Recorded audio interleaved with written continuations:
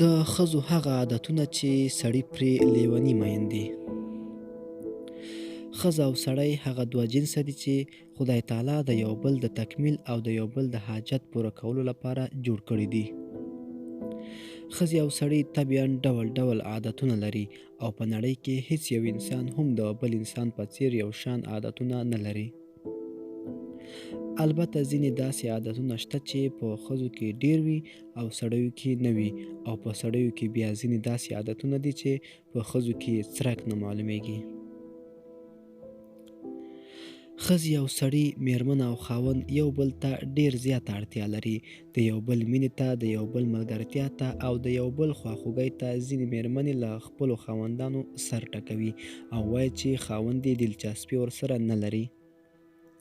خو که دغه میرمنه ځینې هغه عادتونه خپل کړي چې سړي پرې را جذب کیږي، نو د ورځني ژوند ستونزې به یې حل شي او له خاوند سره به یې یو خوږه او له مینې ډکه نړۍ جوړه شي. دا هم د ښځو ځینو هغه عادتونه دي چې د سړیو ډیر زیات خوښیږي او مینه ورسره لري. لومړی، د سړیو خوښیږي چې میرمن یې د هغوی پر سینه باندې سرونه کیږدي.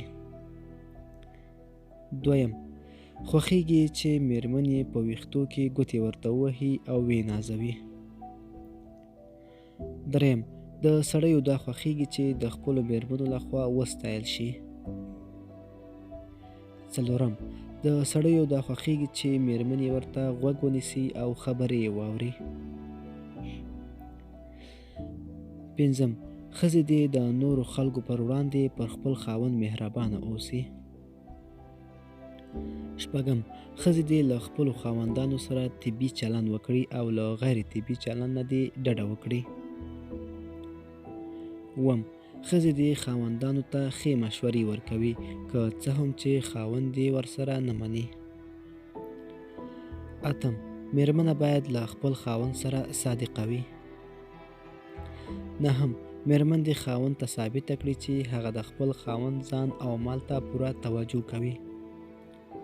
ملګرو، دا و زموږ ویډیو. د لا ښکلو ویډیوګانو لپاره زموږ چینل در سره سبسکرایب کړئ.